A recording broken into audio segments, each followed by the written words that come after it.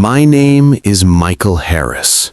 I'm a father, or at least I was.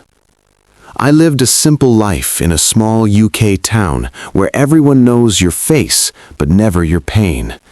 I worked early shifts, came home tired, smelled of cold air and responsibility. My son, Ethan, used to wait for me at the window. Every evening, same spot, same smile. No matter how broken my day was, that smile fixed me. I used to tell him, "One day you'll understand why Dad works so hard." He nodded like he understood. He didn't. It was winter. Gray skies. Roads wet with regret. Ethan had a school performance. He asked me to come. I said I'd try. That's what fathers say when they mean no. Work ran late. Phones rang. Time slipped. When I finally left, it was already dark. The accident didn't make a sound anyone remembers. Just tires, glass, a scream that never reached me.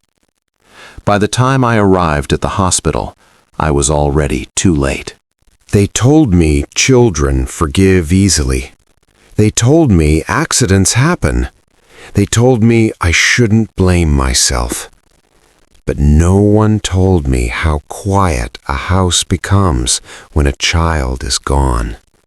No footsteps, no laughter, no window smile, just silence that feels alive.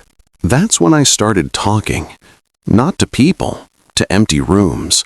I spoke like Ethan was still there, explaining myself, making excuses. And one night, someone answered, "Why didn't you come, Dad?" The voice came from his bedroom. I stood in the doorway. The room was cold, colder than winter should allow. Ethan sat on the bed, not bleeding, not broken, just sad. "I waited," he said. My legs gave way. I cried like I never allowed myself to. I promised him everything. But promises don't cross certain lines. Here's what no one knows. On my way to the hospital, I stopped. I sat in the car, hands on the wheel, and I was afraid to hear the truth. That hesitation, that pause, it haunts me more than the accident itself. Ethan visits now, always at night, always quiet.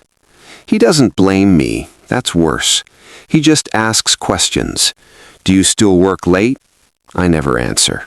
Sometimes he isn't alone. There's a presence, listening.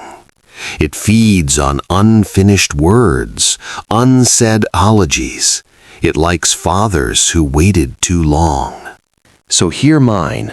If you're a father, go home early. Sit in the crowd. Miss the overtime. Because one day, your child might wait, and you won't hear them call. Ethan is standing behind me now. Not angry, just watching. And I finally understand. Some voices don't want revenge. They want to be heard.